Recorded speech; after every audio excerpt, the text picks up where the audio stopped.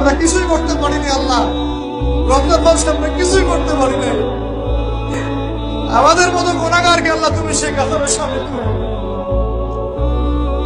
পুরো রমজানে আমরা আমাদের গাজার ওয়াহিদের জন্য কিছুই করতে পারি নাই, একটা টাকা সাদাকা পাঠাতে পারি নাই, ওদেরকে এক বেলার খাবার দিতে পারি নাই।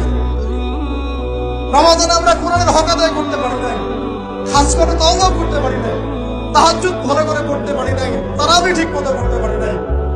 রোজা রেখেছি কতটা রোজা রাখার মতো। আল্লাহ যেভাবে তোমার নবী সাহাবীরা আমল করেছিলেন এরকম আমল আমরা করতে পারি নাই। তাও তোমার ক্ষমা, তোমার দয়ায়, তোমার রহমতে আজকে আমাদেরকে ক্ষমা এবং এই শিক্ষাগুলো থেকে আমাদেরকে ভবিষ্যতে তৌফিক দান করো, যাতে করে আমরা তোমার রেজামন্দির মতো করে জীবনযাপন করতে পারি, গুনাহমুক্ত জীবনযাপন করতে পারি, ইসলামের জন্য একদম জান মাল সময় সব উজাড় করে দিনের খেদমত করতে পারি। দিন ইসলামকে আল্লাহ পাকের জমিনে আমরা দুর্বল থাকতে দিব না ইনশাআল্লাহ। দিন ইসলামকে আল্লাহ পাকের জমিনে আমরা শক্তিশালী করেই ছাড়বো ইনশাআল্লাহ।